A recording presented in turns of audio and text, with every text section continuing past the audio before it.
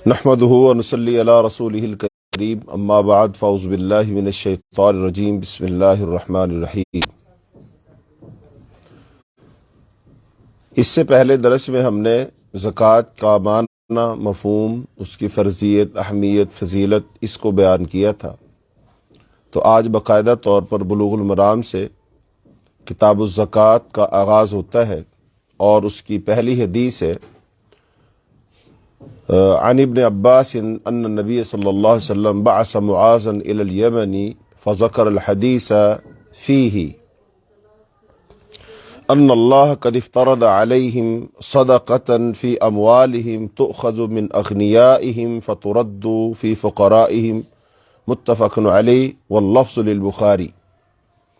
حضرت عبداللہ بن عباس رضی اللہ تعالیٰ عنہ سے روایت ہے کہ نبی کریم صلی اللہ علیہ وسلم نے حضرت معاذ رضی اللہ تعالیٰ عنہ کو یمن کا عامل بنا کر بھیجا اور پھر لمبی حدیث بیان کی، اور اس حدیث میں ذکر فرماتے ہیں جس میں نبی کریم صلی اللہ علیہ وسلم نے انہیں وصیت کرتے ہوئے فرمایا، بے شک اللہ تعالیٰ نے ان پر ان کے مالوں میں زکوٰۃ کو فرض کیا ہے، جو ان کے مالداروں سے لی جائے گی اور ان کے فقیروں میں لوٹا دی جائے گی۔ تو اس حدیث سے یہ مسئلہ معلوم ہوتا ہے کہ زکوٰۃ کا ادا کرنا فرض ہے۔ حضرت معاذ رضی اللہ تعالیٰ عنہ کو 10 ہجری میں نبی صلی اللہ علیہ وسلم نے یمن کی طرف بھیجا تھا اپنی وفات سے 1 سال پہلے، اور انہیں دائی، معلم اور عامل و حاکم بنا کر یمن بھیجا تھا کہ نبی کریم صلی اللہ علیہ وسلم نے انہیں اہل یمن کو دین کی دعوت دینے، ان کی تعلیم و تربیت کرنے اور ان کے درمیان اللہ کے حکم کے مطابق فیصلے کرنے کے لیے بھیجا تھا۔ تو اس میں آپ صلی اللہ علیہ وسلم نے فرمایا تھا جو تم نے جا کر ان کو تعلیمات دینی ہے، ان میں ایک یہ ہے کہ جو اللہ نے تمہیں مال دیا ہے تو اس میں اللہ نے تم پر صدقہ فرض کیا ہے، اور یہاں صدقہ سے مراد جو فرضی صدقہ ہے، نفلی نہیں ہے، مراد فرض زکوٰۃ ہے، نہ کہ نفلی صدقہ۔ صدقہ کا لفظ نفلی پر بھی آتا ہے اور فرض پر بھی آتا ہے، زکوٰۃ پر بھی بولا جاتا ہے۔ اور پھر ان سے وہ زکوٰۃ لی جائے گی، اور پھر وہ ان کے مالداروں سے لی جائے گی، اور ان کے جو فقراء ہیں، جو غریب ہیں، تو ان کو وہ دی جائے گی۔ تو یہاں سے یہ معلوم بھی ہو گیا کہ زکوٰۃ جو ہے جس علاقے سے لی جائے گی، یعنی اس حدیث میں 2 اہم مسائل بیان کیے گئے ہیں۔ نمبر 1 یہ کہ زکوٰۃ مالداروں پر فرض ہے، اور دوسرا یہ کہ زکوٰۃ کو تنگ دستوں اور ناداروں میں تقسیم کیا جائے گا، اور ساتھ ہی یہ مسئلہ بھی بیان کیا گیا کہ راجح قول کے مطابق ایک شہر کی زکوٰۃ وہیں کے لوگوں میں تقسیم کی جائے گی، الا کہ وہاں پر اگر غرباء اور فقراء اور مساکین نہیں ہیں، مستحقین نہیں ہیں، تو پھر وہ دوسرے علاقے کے غرباء، فقراء اور مساکین کو دی جا سکتی ہے۔ اور دوسری بات یہ کہ بعض دفعہ اس علاقے میں جو غرباء اور فقراء اور مساکین تو ہیں، یہ بات صحیح ہے، لیکن جو دوسرے علاقے کے غرباء، فقراء، مساکین جو ہیں وہ زیادہ مستحق ہیں اس بات کے کہ وہاں پر ہو سکتا ہے کوئی وبا آ گئی ہو، جیسا کہ ہم دیکھتے ہیں بعض علاقوں میں سیلاب آ جاتا ہے، بعض علاقوں میں زلزلہ آ جاتا ہے، قحط سالی ہو جاتی ہے، تو اب وہاں کے لوگ جو ہے زیادہ مستحق ہوتے ہیں، تو ان کو بہرحال وہ زکوٰۃ دی جا سکتی ہے۔ اور اس حوالے سے ایک بات یہ کہ زکوٰۃ کا مال تقسیم کہاں ہوگا، تو زکوٰۃ کا مال تقسیم کرنے کے لیے جو اسلامی حکومت کا سربراہ ہوگا، جو خلیفہ ہوگا، وہ دیکھ سکتا ہے کہ کہاں زیادہ حقدار لوگ ہیں، تو ان کو پھر وہ زکوٰۃ دی جا سکتی ہے۔ جیسا کہ آج بھی بہت سارے غریب ممالک ہیں اور کچھ امیر ممالک ہوتے ہیں، تو امیر ممالک کے پاس تو فنڈ زیادہ ہوتے ہیں، پیسہ زیادہ ہوتا ہے، ٹیکس زیادہ جمع ہوتا ہے، جبکہ جو غریب غرباء ملک ہیں تو لہذا ان کی جو خیرات ہے، پیسے ہیں، تو پھر وہ وہاں تقسیم کر دیے جاتے ہیں۔ تو بہرحال یہ اس بات پر موقوف ہے کہ کہاں پر زیادہ مستحقین لوگ موجود ہیں۔ عام قاعدہ یہی ہے کہ جس علاقے سے زکوٰۃ لی جائے گی وہیں کے فقراء میں وہ تقسیم کی جائے گی۔ آگے روایت ہے جس میں اس بات کا تذکرہ ہے کہ جو چوپائے ہوتے ہیں، جانور ہوتے ہیں، اب جانوروں میں عرب کے لحاظ سے تو اونٹ تھے اور اس کے ساتھ ساتھ بکریاں تھیں، گائیاں تھیں، تو یہی وہاں پر معروف جانور تھے۔ اس کے ساتھ ساتھ گھوڑے، اور جو گھوڑے ہے، خچر ہے، یہ بھی وہاں پر تھے۔ لیکن اب ان چوپایوں کی زکوٰۃ، یعنی کہ کون سے جانور کتنے ہوں گے تو ان پر زکوٰۃ دی جائے گی، تو یہ اس حدیث کے اندر مسئلہ بیان کیا جائے گا۔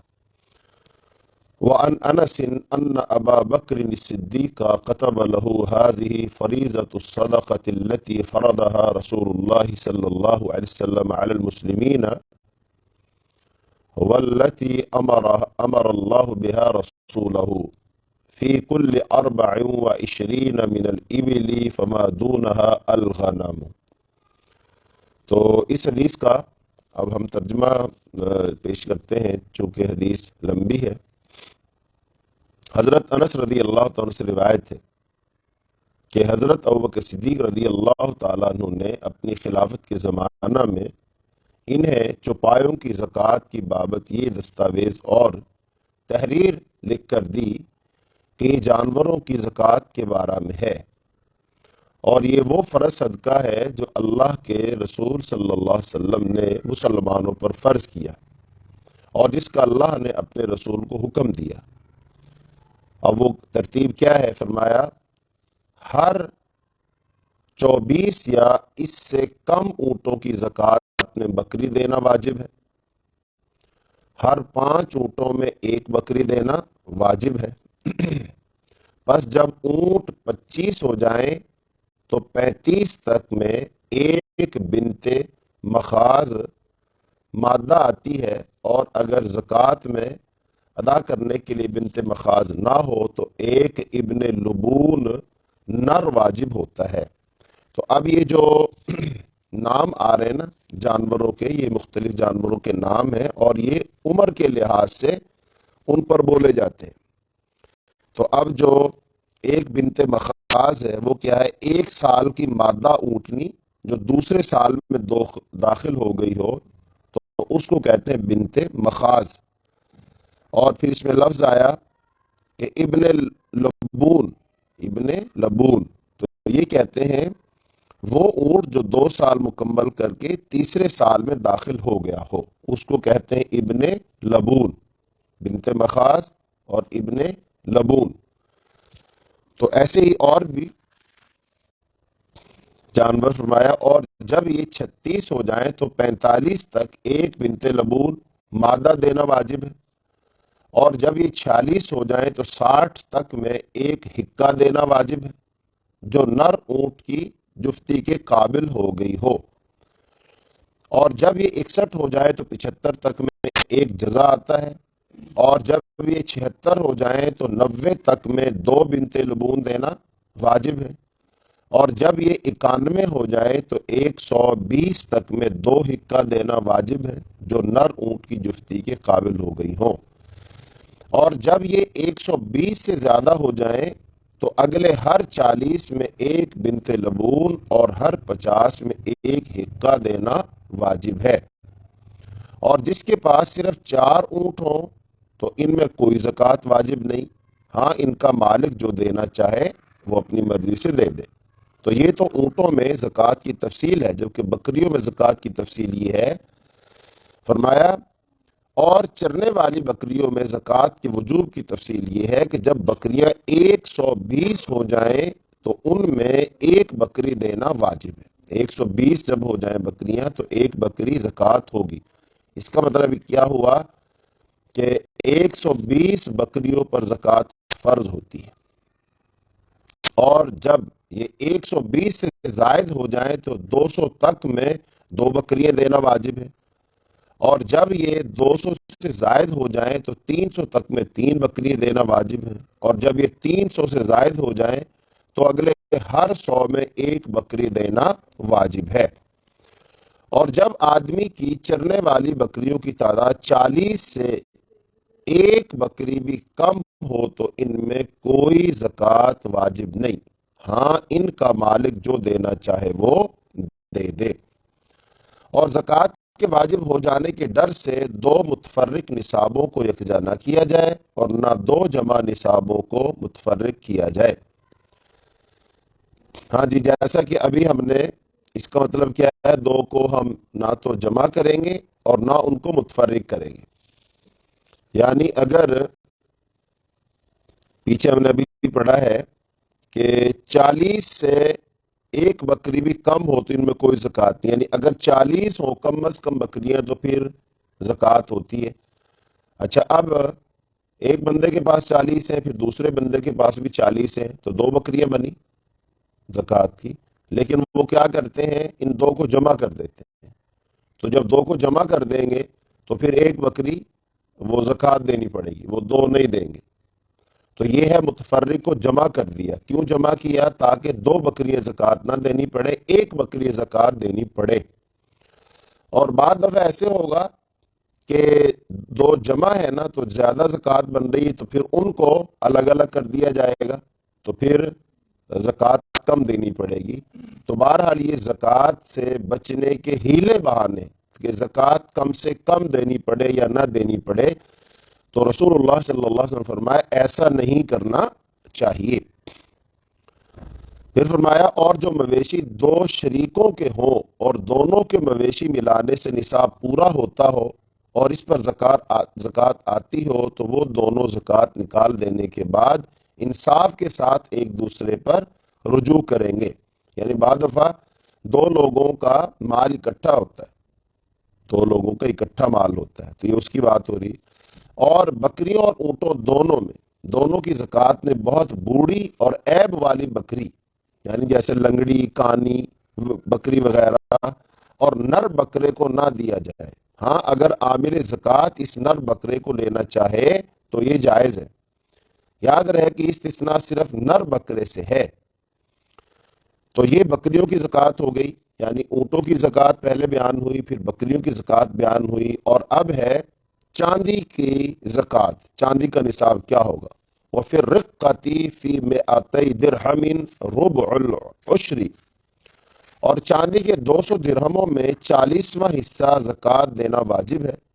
اور یہ 200 دراہم ہونے کی صورت میں 5 دراہم بنتے ہیں، یعنی کہ 40واں حصہ زکوٰۃ دیا جاتا ہے، 40واں حصہ زکوٰۃ دیا جاتا ہے۔ تو 40 پر ایک درہم اور دوسرے 40 پر ایک، اور پھر آدھا، یعنی کہ 100 ہو تو پھر 2.5 جو ہے نا وہ درہم زکوٰۃ بنتی ہے، تو پھر 200 ہوں گے تو پھر 5 بن جائے گی۔ اگر اس کے پاس چاندی کے صرف 190 درہم ہی ہو تو اس میں کوئی زکوٰۃ واجب نہیں، ہاں جو دراہم کا مالک دینا چاہے تو وہ دے دے، یعنی اس پر فرض تو نہیں ہے لیکن اگر وہ دینا چاہے تو دے دے۔ پھر فرمایا، اور جس کے پاس موجود اونٹوں کی زکوٰۃ جزا بنتی ہو جبکہ اس کے پاس دینے کو جزا تو موجود نہ ہو، البتہ اس کے پاس حقہ ہو جو زکوٰۃ میں مطلوب واجب اونٹ کی عمر سے چھوٹی عمر کا ہوتا ہے، تو اس سے وہ حقہ ہی لے لیا جائے گا۔ یعنی کہ یہ تو بن گیا نا زکوٰۃ کتنی بنتی ہے، لیکن اب زکوٰۃ دینی بھی تو ہے نا، لیکن اب جب زکوٰۃ دینی ہے اور وہ مطلوبہ جانور موجود نہ ہو تو پھر اس کے بدلے میں دوسرا لیا جا سکتا ہے، تو اس سے وہ حقہ ہی لے لیا جائے گا۔ اور وہ اگر میسر ہوں تو ان کے ساتھ 2 بکریاں دے گا، یا بکریاں نہ ہونے کی صورت میں اس حقہ کے ساتھ 20 درہم دے گا۔ اور جس کے پاس موجود اونٹوں کی زکوٰۃ حقہ بنتی ہو جبکہ اس کے پاس دینے کو حقہ نہ ہو، ہاں البتہ اس کے پاس جزا ہو، تو زکوٰۃ مطلوب اونٹ کی عمر سے بڑی عمر کا جو ہوتا ہے تو اس سے وہی جزا لے لیا جائے گا، اور عامل زکوٰۃ اسے 20 درہم یا پھر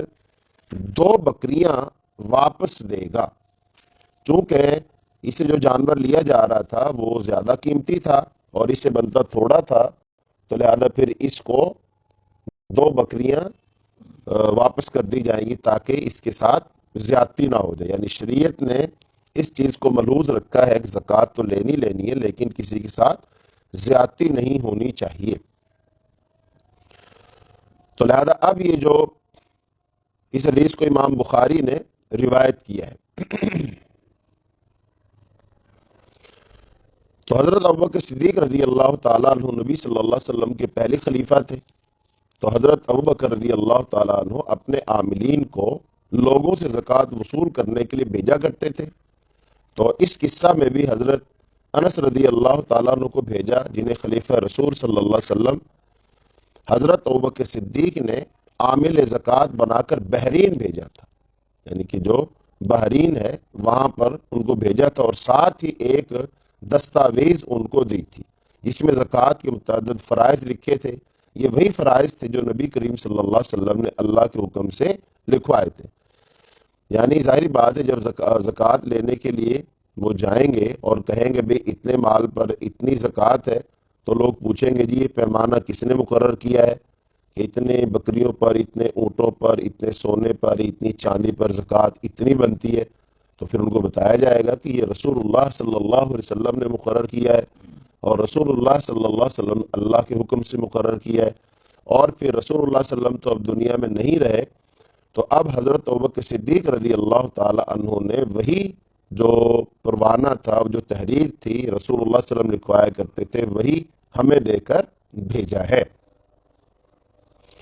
تو اس کا مطلب یہ ہوا شریعت کے اندر کوئی بھی کام کرو تو اس کے لیے دلیل ہونی چاہیے، تو شریعت دلیل دیتی ہے۔ تو یہاں پر حضرت ابوبکر صدیق رضی اللہ تعالیٰ عنہ نے حضرت انس رضی اللہ تعالیٰ عنہ کو پروانہ دے کر بھیجا کہ اور ظاہری بات ہے اگر کوئی پوچھے تو اس کو بتایا جائے، مطمئن کیا جائے بھی اللہ کا حکم ہے، اللہ کے رسول صلی اللہ علیہ وسلم کا حکم ہے، تو تاکہ لوگ اس کو پھر مان لیں گے اور کسی قسم کا کوئی جھگڑا نہیں کریں گے۔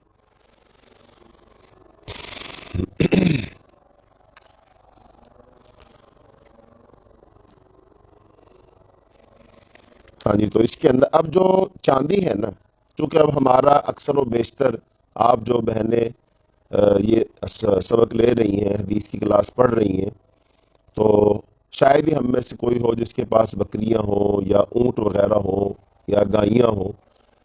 تو لیکن ہم سب کے پاس جو نقدی ہوتی ہے، روپیہ ہوتا ہے، چاندی ہوتی ہے، سونا ہوتا ہے، تو اس کے لحاظ سے تو ہمارے پاس ہوتا ہے، لیکن یہ جانور وغیرہ تو اکثر لوگوں کے پاس ہم میں سے نہیں ہے۔ بہرحال اب چاندی کی زکوٰۃ کتنی بنتی ہے؟ تو الرقہ،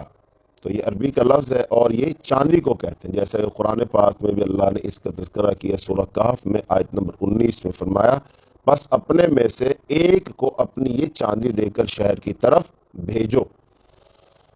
تو اب چاندی کا جو زکوٰۃ ہے وہ کیا ہے؟ چاندی میں سے وہ زکوٰۃ بنتی ہے 52.5 تولے چاندی جس کے پاس ہو۔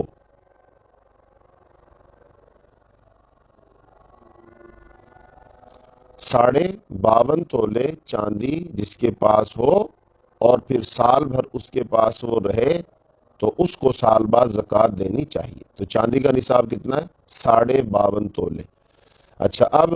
52.5 تولے چاندی ہو یا پھر 52.5 تولے چاندی کے برابر پیسے، یعنی جتنے پیسوں میں 52.5 تولے چاندی آ سکتی ہے، اتنے پیسے اگر سال بھر رہیں تو پھر اس کو زکوٰۃ دینی چاہیے۔ اور زکوٰۃ کتنی دینی چاہیے؟ 2.5% زکوٰۃ دینی چاہیے، 40واں حصہ زکوٰۃ دینی چاہیے۔ تو 200 درہم چاندی میں 40واں حصہ یعنی 5 درہم زکوٰۃ ہوگی۔ اگر کسی کے پاس 200 سے کم درہم ہو، چاہے 199 ہو، یعنی 1 درہم ہی کم ہو، تو ان میں زکوٰۃ اس پر فرض نہیں ہوگی، واجب نہیں ہوگی، چونکہ اس کا جو مال ہے وہ اس کے نصاب کو نہیں پہنچا۔ اور ایسے ہی پھر ایک بات یہ بھی ہے کہ سال میں سے اگر 2-4 دن کے لیے صحیح، 1 ہفتے کے لیے صحیح، اس کے پاس ان پیسوں میں کمی آ گئی تھی، چاندی میں کمی آ گئی تھی، 7.5 تولے سونا جو ہے اس میں کمی آ گئی تھی، تو لہذا اس پر پھر زکوٰۃ فرض نہیں ہوگی، چونکہ پورا سال وہ مال اس کے پاس نہیں رہا ہے۔ تو 52.5 تولے چاندی ہو اور 7.5 تولے سونا ہو اور وہ سال بھر پاس رہے تو پھر اس پر زکوٰۃ فرض ہو جاتی ہے۔ اور زکوٰۃ کتنی دینی ہوتی ہے؟ 2.5% زکوٰۃ دینی ہوتی ہے۔ اور زکوٰۃ جو ہے وہ جو موجودہ دور ہوگا اس کے مطابق زکوٰۃ دی جائے گی۔ مثال کے طور پر ایسا نہیں ہے اگر کسی نے آج سے جو 30 سال پہلے اگر کسی نے سونا خریدا تھا تو اس وقت تو اس کی قیمت بہت کم تھی لیکن اب زیادہ ہے، تو وہ اب موجودہ جو قیمت ہے اس کے لحاظ سے زکوٰۃ دے گا، یعنی کہ اگر وہ پیسوں میں دینا چاہے گا تو آج کے حساب سے ریٹ لگوائے گا سونے کا اور اس میں سے 2.5% کے لحاظ سے زکوٰۃ دے گا۔ تو اصل میں تو زکوٰۃ جو دینی ہوتی ہے وہ تو سونے کے لحاظ سے دینی ہوتی ہے، لیکن آج ہمارے پاس چونکہ جو کرنسی ہے، کاغذ کے جو نوٹ ہیں، یہ درہم و دینار ہیں، وہ تو چونکہ کاغذ کی صورت میں ہے تو سونے کی صورت میں تو نہیں ہے، تو اس لیے موجودہ جو دور ہوگا موجودہ وقت کے حساب سے اس کی قیمت جو بھی ہوگی تو اس میں سے 2.5% زکوٰۃ دی جائے گی۔ تو اب تک ہم نے 3 باتیں پڑھی ہیں۔ نمبر 1 زکوٰۃ جانوروں کی، جانوروں میں سے اونٹ اور بکریوں کی زکوٰۃ، اور پھر ہم نے پڑھا ہے جو چاندی کا نصاب کتنا ہے 52.5 تولے، اور پھر سونے کا نصاب کتنا ہے 7.5 تولے، تو یہ سونے کا نصاب ہے۔ تو اب اتنے پیسے اگر کسی کے پاس نقدی صورت میں ہو، نوٹ کی صورت میں ہو، وہ بھی زکوٰۃ دے گا، اور اگر اس کے پاس سونا جو چاندی اصل ہے وہ ہو تو اس میں وہ زکوٰۃ دے گا۔ یہاں پر ایک سوال پیدا ہوتا ہے کہ نصاب کس کو بنایا جائے، چاندی کو یا پھر سونے کو؟ تو اس بارہ میں جو راجح بات ہے، جو صحیح بات ہے وہ یہ ہے کہ چاندی کو نصاب بنا لیا جائے، چونکہ زکوٰۃ کا مقصد کیا ہے کہ جو غنی لوگ ہیں، مالدار لوگ ہیں، ان سے یہ لی جائے گی، اور جو فقراء ہیں، غرباء ہیں، ان کو یہ لوٹائی جائے گی۔ تو لہٰذا غرباء اور فقراء کا جو فائدہ ہے وہ چاندی کو نصاب بنانے میں ہے، وہ چاندی کو نصاب بنانے میں ہے، تو لہذا چاندی کو نصاب بنا لیا جائے۔ اور چاندی کے لحاظ سے اگر پاکستان کے لحاظ سے ہم دیکھیں گے تو تقریباً 60,000 روپے بنتے ہیں، یعنی 52.5 تولے چاندی کی جو مالیت ہے، روپوں میں جو رقم بنتی ہے وہ تقریباً 60,000 روپے بنتی ہے۔ تو 60,000 روپے سال بھر اگر کسی کے پاس رہتے ہیں تو وہ زکوٰۃ دے گا۔ اگر سونے کو کوئی نصاب بنائے گا تو ٹھیک ہے، ہم منع تو نہیں کر سکتے، وہ سونے کو بنا سکتا ہے تو اس پر وہ اس لحاظ سے زکوٰۃ دے سکتا ہے۔ تو آگے حدیث ہے جس میں چوپایوں میں سے پھر جو گائیاں ہیں، گائے جو ہوتی ہے تو اس کی زکوٰۃ بیان کی گئی ہے۔ وعن معاذ بن جبل ان النبي صلى الله عليه وسلم بعثه الى اليمن فامره ان ياخذ من كل 30 بقرة تبيعا او تبيعة ومن كل 40 مسنة ومن كل حالم دينارا او عدله معافريا۔ حضرت معاذ بن جبل رضی اللہ تعالیٰ عنہ سے روایت ہے کہ نبی کریم صلی اللہ علیہ وسلم نے انہیں یمن بھیجا، اور بھیجتے ہوئے اس بات کا حکم دیا کہ وہاں پہنچ کر وہ زکوٰۃ کی مد میں ہر 30 گائیوں میں ایک تبیع یا تبیعہ لے، اور ہر 40 گائیوں میں سے ایک مسنہ لے، اور ہر بالغ سے ایک دینار یا اس کے برابر قیمت وہ معافری کپڑے لے۔ تو اس حدیث کو ائمہ خمسہ نے روایت کیا ہے، اور یہ الفاظ مسند احمد کی روایت کے ہیں۔ امام ترمذی نے اس حدیث کو حسن کہا ہے اور ذکر کیا ہے کہ اس حدیث کے موصول ہونے میں ائمہ محدثین کے اختلاف ہے، جبکہ امام ابن حبان اور امام حاکم رحمہم اللہ نے اس حدیث کو صحیح کہا ہے۔ تو اس میں لفظ آئے طبیع، تو طبیع کا معنی کیا ہوتا ہے؟ طبیع کا معنی ہوتا ہے یہ گائے کے اس بچڑے کو کہتے ہیں جو ابھی چھوٹا ہو، جس کی عمر 1 سال ہو، اور اسی کی جو مؤنث ہو وہ طبیعہ اس کو کہیں گے، یعنی اتنی عمر کے بچڑے اور بچیا کو طبیع کہتے ہیں۔ طبیع کا معنی لفظ بنا طبیعہ سے، یعنی کہ یہ چھوٹی عمر کے بچے ہوتے ہیں تو گائے کے پیچھے پیچھے چلتے ہیں تو اس لیے ان کو طبیع کہتے ہیں۔ اور مسنہ کسے کہتے ہیں؟ گائے کا وہ مادہ بچہ جو 2 سال کا ہو گیا اور اس کے سامنے والے دانت نکل آئے ہیں، جس کو ہم عام طور پر کیا کہتے ہیں؟ دوندا جانور ہم جس کو کہتے ہیں، جیسے نا قربانی میں بھی مسنہ وہ ذبح کرنا چاہیے۔ اور حالم سے مراد کیا ہے؟ تو یہاں زکوٰۃ کا مسئلہ بھی بیان ہوا ہے، اور جو ذمی لوگ ہوں گے وہاں پر جن سے جزیہ لینا ہوگا تو اس کا مسئلہ بھی یہاں بیان ہوا ہے۔ اور وہ کیا ہے؟ جو ذمی لوگ ہوں گے ان میں سے ہر جو بالغ ہے، بلوغت کی عمر کو جو پہنچ گیا ہے تو ہر بالغ سے 1 دینار لینے کا حکم دیا کہ اسے 1 دینار لیں گے، اور دینار یہ سونے سے بنی اور سونے میں ڈھلی نقدی کو کہتے ہیں، تو اسی کو اشرفی بھی بولا جاتا ہے۔ تو بہرحال یہ اس سے،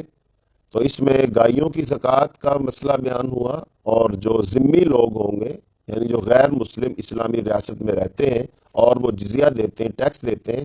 اور ذمی ان کو اس لیے کہتے ہیں کہ اب ان کی جان مال اور عزت کا تحفظ کرنا یہ اسلامی ریاست کے ذمہ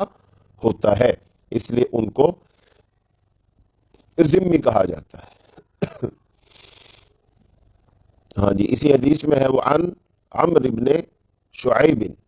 النبی عن جدہ قال قال رسول اللہ صلی اللہ علیہ وسلم تؤخذ صدقات المسلمین علی میاہہم، رواہ احمد ولابی داؤد لا تؤخذ صدقاتهم الا فی دورہم۔ حضرت عمر بن شعیب اپنے والد سے اور وہ اپنے دادا سے روایت کرتے ہیں، وہ فرماتے ہیں کہ نبی کریم صلی اللہ علیہ وسلم کے ارشاد ہے، مسلمانوں سے زکوٰۃ ان کے پانیوں کے گھاٹوں پر ہی وصول کی جائے گی، اور اس حدیث کو امام احمد نے روایت کیا ہے، اور سنن ابی داؤد کی روایت میں یہ الفاظ ہیں کہ مسلمانوں سے زکوٰۃ ان کے گھروں یعنی محلوں اور قبیلوں میں ہی وصول کی جائے گی۔ یعنی اس حدیث میں یہ مسئلہ بیان کیا گیا ہے کہ زکوٰۃ وصول کرنے کے لیے جو بندے مقرر کیے جاتے ہیں جن کو عاملین زکوٰۃ کہتے ہیں، تو وہ عاملین زکوٰۃ کو قرب و جوار اور گرد و نواح کے علاقوں میں بلکہ دور دراز کے بلاد اور شہروں میں بھی بھیجا جاتا ہے، بھیجنا مشروع ہے، شریعت کے اندر ہے۔ اور دوسرا مسئلہ یہ ہے کہ عامل زکوٰۃ خود ہر جگہ پہنچے گا، یہ نہیں کہ وہ ایک جگہ بیٹھ جائے اور سارے لوگوں کو کہے کہ بھئی تم میرے پاس زکوٰۃ لے کر آؤ، نہیں، بلکہ وہ جائے گا اور جا کر خود زکوٰۃ اکٹھی کرے گا۔ تو اسے بھی پتہ چلا اللہ تعالیٰ اگر ہمیں اسلامی حکومت عطا فرمائے تو اس اسلامی حکومت میں جو زکوٰۃ اکٹھی کرنے والے لوگ ہوں گے وہ لوگوں کے پاس جایا کریں گے، اور پھر وہاں جا کر کے دیکھا کریں گے کتنے اس کے پاس مطلب اونٹ ہیں، کتنی بکریاں ہیں، کتنی گائیاں ہیں، تو پھر ان کو وہ خود شمار بھی کرے گا اور پھر وہیں سے زکوٰۃ بھی لے گا۔ تو اس سے دینے والوں کو بہت آسانی ہو جائے گی۔ اب ہمارے ہاں تو جو زکوٰۃ کا نظام تو ہے ہی نہیں، ٹیکس کا نظام ہوتا ہے اور وہ ہر ایک نے خود جمع کروانا ہوتا ہے، تو اب وہ کتنا ٹیکس جمع کرواتا ہے، اس کے پاس کتنا مال ہوتا ہے، کتنا نہیں ہوتا ہے، تو بہرحال اس میں ملا کر کے جو نتیجہ نکلتا ہے زیادہ وہ یہی ہوتا ہے کہ 2 نمبری کی جاتی ہے، رشوت دی جاتی ہے، دھوکہ دیا جاتا ہے، مال بہت ہوتا ہے لیکن اس کو کم ظاہر کیا جاتا ہے۔ لیکن جب اللہ کرے اسلامی حکومت قائم ہو، پھر اس کے اندر جو زکوٰۃ کو وصول کرنے کا نظام بنے گا تو اس کے اندر عاملین جو ہے پھر جگہ پر جایا کریں گے اور وہاں واقعتاً وہ خود شمار کیا کریں گے، وہ گنا کریں گے اور دیکھا کریں گے، تو اس سے پھر کیا ہوگا کہ کوئی دھوکہ بھی نہیں دے گا، اور پھر زکوٰۃ پوری بھی وصول کی جائے گی اور خزانہ بھرا ہوا ہوگا جس سے غرباء اور فقراء کی داد رسی بھی ہو سکے گی، تو پھر اور جو مستحقین ہوتے ہیں ان سب کو جو مالی مدد ہے وہ اچھے طریقے سے دی جا سکے گی۔ تو اللہ تعالی ہمیں اسلامی حکومت عطا فرمائے۔ آگے روایت ہے جس میں یہ بات بیان کی جائے گی کہ غلاموں اور خدام اور گھوڑوں پر زکوٰۃ نہیں ہے، لیکن یہاں پر یہ بات سمجھ لینی چاہیے، جو چیز بھی مال تجارت ہو، جو چیز بھی مال تجارت ہو اس پر زکوٰۃ ہوگی۔ مال تجارت کا مطلب جو مال تجارت سے مراد یہ ہے کہ ایسا مال جس کو خرید و فروخت کیا جاتا ہے، یعنی جس کو بیچا بھی جاتا ہے اور خریدا بھی جاتا ہے، یعنی آدمی اپنی جو اصل رقم ہے انویسٹ کر دیتا ہے اس میں، مثلا وہ اسے کو گاڑی خرید لیتا ہے، اسے گھوڑے خرید لیتا ہے اور اسے پلاٹ وغیرہ خرید لیتا ہے، تو اب ظاہری بات ہے یہ اس نے جو گھوڑا خریدا ہے، گاڑی خریدی ہے، یہ مال تجارت ہے، یہ اس نے اپنے فائدے کے لیے نہیں بلکہ اس نے وہ کاروبار کے لیے، تو جو بھی چیز مال تجارت ہوگی تو اس پر زکوٰۃ ہوگی، اور بعض چیزیں ایسی ہیں اگر وہ مال تجارت نہ ہو تو پھر ان پر زکوٰۃ نہیں ہوتی، لیکن وہی چیزیں جب مال تجارت بن جاتی ہیں تو پھر ان پر زکوٰۃ فرض ہوتی ہے، زکوٰۃ دی جائے گی۔ لہذا روایت ہے وَعَنْ أَبِي هُرَيْرَةَ قَالَ قَالَ رسول اللہ صلی اللہ علیہ وسلم لَيْسَ عَلَى الْمُسْلِمِ فِي عَبْدِهِ وَلَا فِي فَرَسِهِ صَدَقَةٌ رواہ البخاری وَلِمُسْلِمٍ لَيْسَ فِي الْعَبْدِ صَدَقَةٌ إِلَّا صَدَقَةُ الْفِطْرِ۔ حضرت ابو ہریرہ رضی اللہ تعالی عنہ سے روایت ہے، وہ فرماتے ہیں کہ نبی کریم صلی اللہ علیہ وسلم کا ارشاد ہے، مسلمان پر اس کے خدمت کے لیے رکھے غلام اور اس کے گھوڑے میں جو سواری کے لیے رکھا ہو کوئی زکوٰۃ نہیں۔ اس حدیث کو امام بخاری روایت کیا ہے، اور صحیح مسلم کی ایک روایت میں یہ الفاظ ہیں کہ مسلمان کے غلام میں سوائے فطر کے اور کوئی صدقہ واجب نہیں ہے، یعنی کہ جو صدقہ فطر ہے وہ تو وہ دے گا، وہ تو سب کی طرف سے دے گا، حتیٰ کہ جو بچہ پیدا ہوتا بھی وہ تو اس کا بھی دیا جاتا ہے۔ تو لہذا اس حدیث میں دو اہم مسئلے بیان کیے گئے۔ نمبر ایک، غلام، خدام اور گھر دکان کے نوکر چاکر میں زکوٰۃ واجب نہیں ہوتی، البتہ غلام کا صدقہ فطر ادا کرنا آقا کے ذمہ واجب ہوتا ہے۔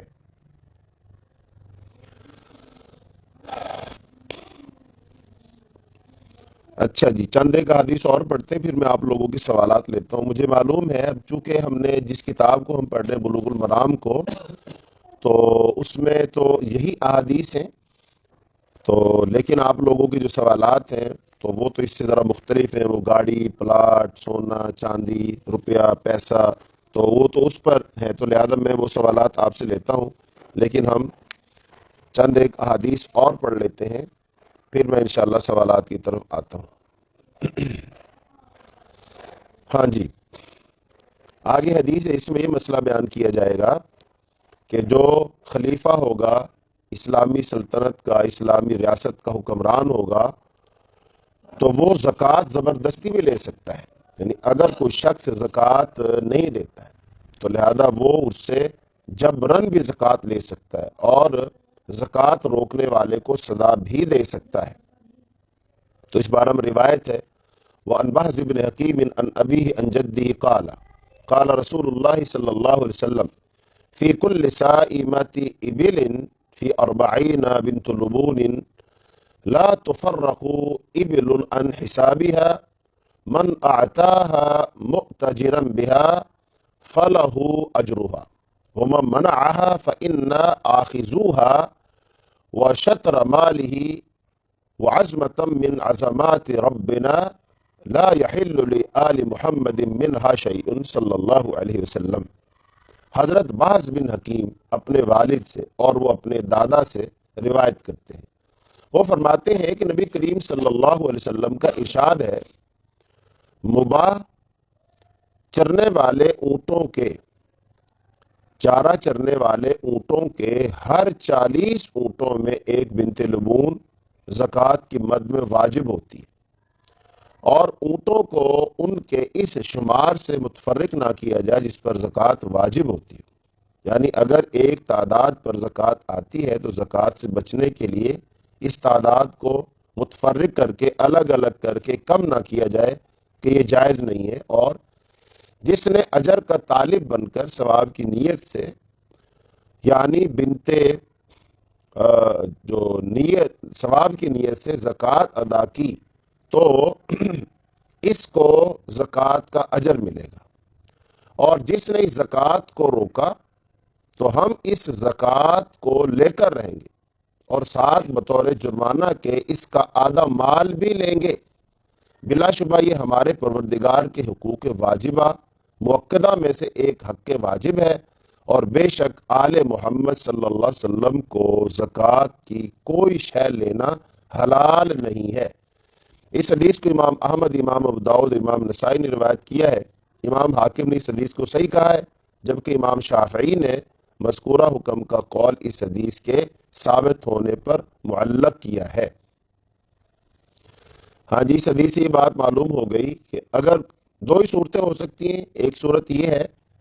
کہ کوئی شخص اپنی دل کی خوشی سے، مرضی سے زکوٰۃ دیتا ہے تو فبیہا، بہت اچھا ہے، وہ اللہ کا حکم پورا کر رہا ہے، اور دوسرا یہ ہے کہ کوئی شخص زکوٰۃ دینے میں ٹال مٹول سے کام لے رہا ہے، یعنی کہ حربے اپنا رہا ہے اور اس کی کوشش یہ ہے کہ میں لیٹ کرتا جاؤں اور مجھے زکوٰۃ نہ ہی دینی پڑے۔ لیکن چونکہ اسلامی ریاست میں تو تمام مالدار مسلمانوں کا حساب کتاب ہوتا ہے، ان کو معلوم ہوتا ہے کہ بھی کون بندہ کتنا مالدار ہے، اس نے پچھلے سال کتنی زکوٰۃ دی تھی، اب اس سال کتنی زکوٰۃ بنے گی، تو حساب کتاب ہوتا ہے۔ اور پھر عامل جاتا ہے اس علاقے میں اور جا کر زکوٰۃ لیتا ہے، حاضری لگتی ہے باقاعدہ طور پر، یوں کہہ لیجیے آپ۔ تو اب اگر کوئی شخص زکوٰۃ نہیں دیتا ہے، ٹال مٹول سے کام لے رہا، تو لہذا اسے زکوٰۃ زبردستی لی جائے گی اور بطور جرمانہ کے اس سے اور زیادہ مال لیا جا سکتا ہے، چونکہ یہ ایسا حکم ہے جو اللہ کی طرف سے واجب ہے، تو لہذا زکوٰۃ تو وصول کی جائے گی۔ اچھا، اب یہاں پر ایک بات پیدا ہو سکتی تھی کہ رسول اللہ صلی اللہ علیہ وسلم نے جو زکوٰۃ وصول آپ کر رہے ہیں، تو کسی کے ذہن میں آ سکتا تھا کہ نعوذ باللہ من ذالک، کہ حضور پاک تو بڑا مال بنا رہے، تو آپ نے اتنا مال جمع کر لیا ہے تو آپ وہ مال شاید وراثت کے طور پر اپنے خاندان کو چھوڑ کر جائیں گے، اسی لیے بہت سختی کر رہے ہیں، سختی کے ساتھ زکوٰۃ وصول کی جا رہی ہے۔ لہٰذا آپ صلی اللہ علیہ وسلم نے کیا فرمایا کہ آل محمد کے لیے تو جو زکوٰۃ ہے وہ حلال نہیں ہے، یعنی ہمارا اس میں کوئی حصہ نہیں ہے، ہم نہ کھاتے، نہ میں کھاتا ہوں، نہ میری اولاد کھائے گی، میری جو آل کھائے گی، تو ان کے لیے تو ہے ہی نہیں۔ تو آل محمد سے مراد کون ہے؟ تو آل محمد صلی اللہ علیہ وسلم سے مراد جناب رسول اللہ صلی اللہ علیہ وسلم کی قرابت دار ہیں، نہ کہ آپ کے پیروکار، چاہے جتنے بھی صادق اور متقی پیروکار ہی کیوں نہ ہو۔ لہٰذا مال زکوٰۃ کے حرام ہونے کے اس حکم میں آپ صلی اللہ علیہ وسلم کے صحابہ کرام بھی داخل نہیں ہوں گے، کیونکہ اگر ہم اس سے آپ کے پیروکار مراد لیں گے تو مذکورہ حدیث کا معنی غیر مستقیم ٹھہرتا ہے، کیونکہ تب پھر کسی بھی مسلمان کو زکوٰۃ لینا جائز نہیں ٹھہرے گا، اور صرف کفار ہی زکوٰۃ کے مال کے مستحق ٹھہرے گا، جبکہ اس بات کا قائل کوئی بھی نہیں۔ رہا یہ سوال کہ آل محمد صلی اللہ علیہ وسلم سے جب قرابت دار مراد ہونا یا بالتاکید متعین ہوگا، تب پھر قرابت دار سے کون کون مراد ہے؟ تو صحیح قول کے مطابق اس سے مراد صرف بنو ہاشم ہے، نہ کہ بنو مطلب۔ لہذا آل مطلب کے لیے مال زکوٰۃ حلال ہوگا۔ رہی ازواج مطہرات کے اس حکم میں داخل ہونے کی بحث، تو واقع یہ ہے کہ اس بحث کی سرے سے کوئی ضرورت ہی نہیں، کیونکہ اب یہ بات ممکن ہی نہیں کہ ازواج مطہرات میں سے کسی کو زکوٰۃ دی جا سکے، کیونکہ جملہ ازواج مطہرات رب ذوالجلال کے پاس جا چکے ہیں۔ البتہ یہ بات حقیقی اور منصوص ہے کہ ازواج مطہرات نبی صلی اللہ علیہ وسلم کی آل میں داخل ہیں، جیسا کہ اللہ تعالیٰ نے سورہ احزاب کی آیت نمبر 33-34 میں ارشاد فرمایا۔ تو مذکورہ حدیث میں بنیادی طور پر چند مسائل بیان ہوئے ہیں، جن میں سے نمبر ایک یہ کہ اونٹوں میں زکوٰۃ واجب ہے، جن کا سائمہ ہونا شرط ہے۔ سائمہ کیا؟ وہ چرنے والے ہو۔ اور دوسری بات یہ کہ رب کی رضا کے لیے زکوٰۃ دینے سے اجر بھی ملتا ہے۔ اور تیسری بات یہ کہ ریاکاری سے زکوٰۃ دینے سے آدمی اجر سے محروم رہتا ہے۔ اور چوتھی بات یہ کہ زکوٰۃ روکنے والے سے جبراً زکوٰۃ وصول کی جائے گی، اور بطور جرمانہ کے مال زکوٰۃ کا نصف بھی لیا جائے گا۔ اور نمبر 5 کہ آل رسول صلی اللہ علیہ وسلم پر زکوٰۃ کا مال حلال نہیں، جو بنو ہاشم اور ازواج مطہرات ہے۔ اور نمبر 6 یہ بات معلوم ہوئی کہ زکوٰۃ روکنے والے سے زکوٰۃ وصول کرنے کا حکم تاکیدی ہے، زکوٰۃ ہر صورت اس سے لی جائے گی۔ اچھا جی، یہیں تک ہمارا سبق ہوگا آج۔ تو اب ہم آتے ہیں سوالات کی طرف۔ تو